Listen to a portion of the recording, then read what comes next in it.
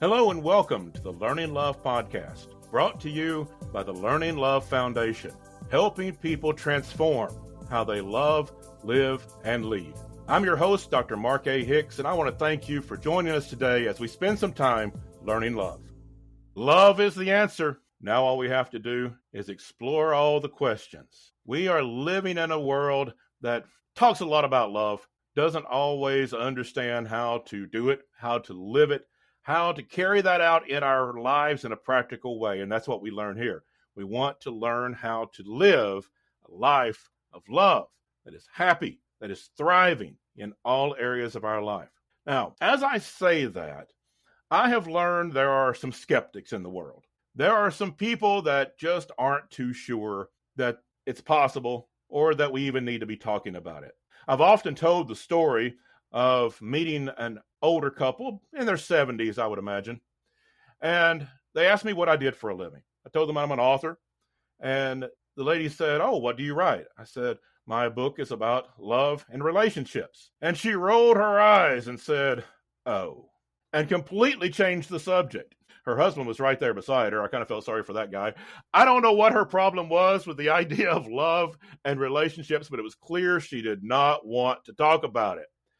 And I don't think she's alone. I think there's a lot of people that have gotten the idea that maybe it's trivial. Maybe we've created a world where we believe love is some sort of fluffy idealism that isn't going to work in the real world. I mean, we live in a world that has weaponized division, that has monetized outrage, and maybe things like hope and love and happiness can start to feel naive. It can start to feel even silly, that it doesn't really work in the real grit of the world we live in. Well, I want to disagree with that completely, because I do not believe that love is fluffy idealism. I don't want to present that. I realize that there are folks that present it that way, and God bless them, I'm glad they do. But that's not what I want to do. I do not want to present love as some sort of naive, fluffy, idealistic idea that we just turn away from our problems and pretend like everything's okay. That's not what we're going for. Love is a skill set. It is a learnable skill set that we can apply to the problems of life. That we can take the skills that it takes to build great relationships and apply those to build great families, to build solid workplaces, healthy communities, a better society. We can build these things through the skills that we learn in love. That's what we want to do. And so when we talk about learning love, when we talk about the skill sets of relationships, there's a few things I want you to know. One is, we want to be practical. We're talking about real life experience. Love is something that is practical. It is tangible. It is grounded in such a way that we can practice life through the skill sets of love. In my book, I teach the 5 components of love. These are not just frilly, ethereal, floating on a cloud ideas. These are real skills that we can learn. And when we learn all 5, we can build the kind of relationships we want. It takes practice, and it's a continual practice. People have sometimes asked me, since I teach this, since I wrote a book called Learning Love, I teach the 5 components of love. People have said, "Well, is everything perfect in your life?" Of course not.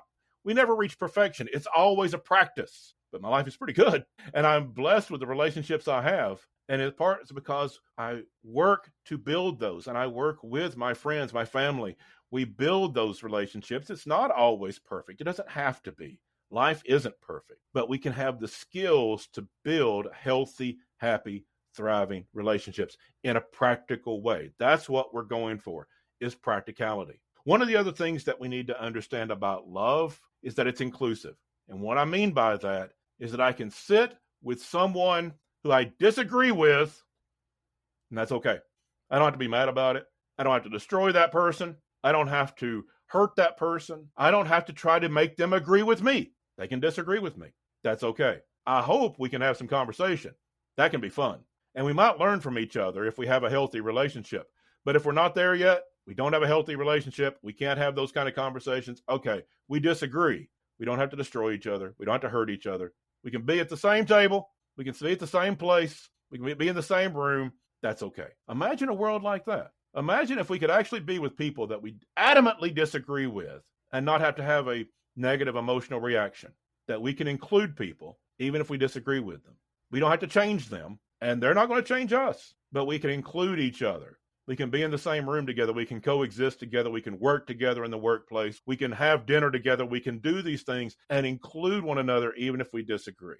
That is a strength that love and happiness brings into our life, that we are able to bring that kind of inclusivity, that kind of attitude that you don't agree with me? Okay, I'm secure in myself. I'm willing to learn if you can show me something. I'm willing to learn and grow and develop if you can show me where I'm wrong, and I don't have to feel bad about that either. I can feel good about that. That kind of inclusive attitude, if I can be with another person that I disagree with and that be okay, that's the kind of power we're talking about. That's the kind of life and communities that we're talking about building. Another characteristic of love is that it's resilient. We don't turn away from the problems that we face. We don't ignore things. We don't just turn a blind eye to pain and injustice in the world. We don't turn away from things that are just clearly wrong and hurtful and painful to people. We don't turn away from those. We see those clearly. We don't run from the problems of life. Love doesn't do that. But what love does is find ways to be resilient, to deal with problems in such a way that we don't destroy ourselves and we don't destroy each other. Love is problem solving. Love is facing the problems of life and finding a way to solve them. One of the things that I've done many times throughout my life in different capacities is disaster response, responding after hurricanes or tornadoes and things of that nature. I've done that on the ground, actually physically moving debris from people's houses, and I've done it from an administrative role. And one of the things that I've seen many, many times in the face of disaster is people actually experiencing love, being happy, even in the midst of a disaster, even as their home was damaged, because they were filled with the joy of seeing their neighbors and their friends come and help them, of knowing how loved they were, knowing how special they feel in the midst of problems when there was problem solving going on, when people came to them. Now, I've also seen the dark side. I've seen unscrupulous people try to come and take advantage. We got to stand against those kind of things. We got to stand together, because if we're not together, the unscrupulous people will divide us. They'll come in, they'll take advantage of these poor souls that are in a desperate strait. I've seen that happen. But when communities pull together, when people help each other in the midst of problems, in the midst of hardships, in the midst of disasters, they find out they can be happy and sad at the same time. They can have terrible sadness over the loss of their home, the damage to their property, but have such happiness and joy and appreciation for the love they see in their community, from their family, from their friends. This is not fluffy idealism. This is actually helping each other in a painful world, in a world that does have its share of suffering, that we actually help each other live through those things and even thrive in the midst of the hardships, because we find a resilience in love and happiness, being happy even in the midst of sadness. We can be happy and sad at the same time. We don't have to get caught up in the problems. We can get caught up in the problem solving when we bring love into the equation, relationships, healthy relationships into that equation, with family, with friends, with neighbors, with communities. When we have that kind of response, that kind of resilience, we are living out the practical reality of what love is, and we can actually be happy in the midst of it. And another aspect that I really want to get across when it comes to defining what love is that it's transformational. If you want to see your family transform, learn the skill set of love and relationships. Don't just do what your family did. Don't just follow the habits that you've followed so far in your relationship. Learn the skill set of love and practice it. It is transformational. We can build different communities. We can build a different society. That is actually possible.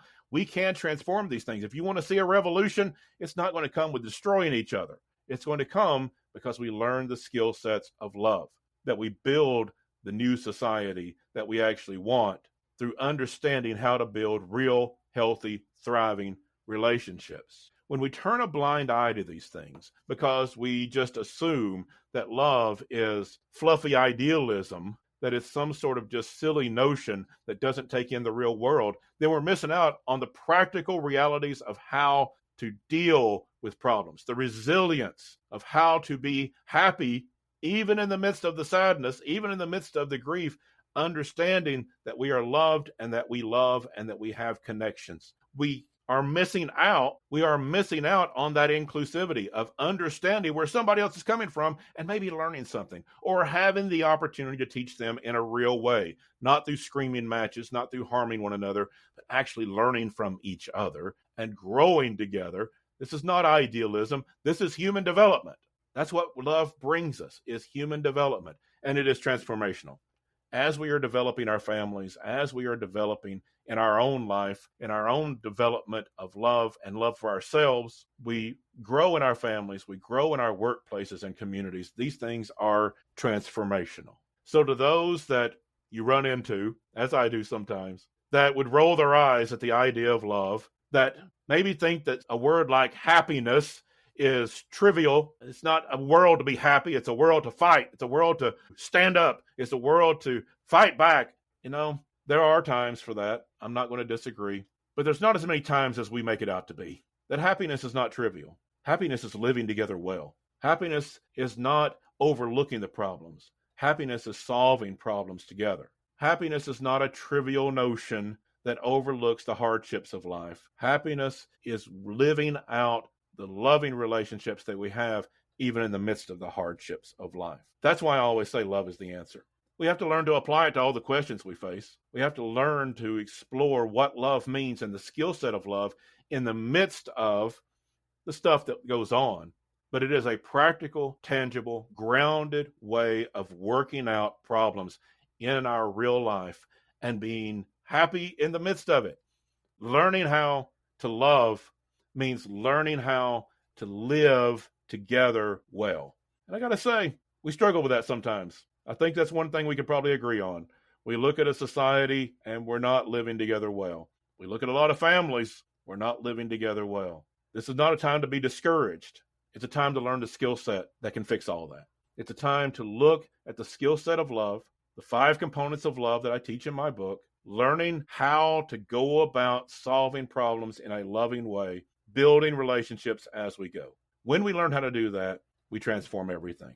It is a transformational, revolutionary act that changes our families, changes our communities, changes our workplaces. And when we do that, we change the world. And so let's not turn a blind eye to the answer that we actually have.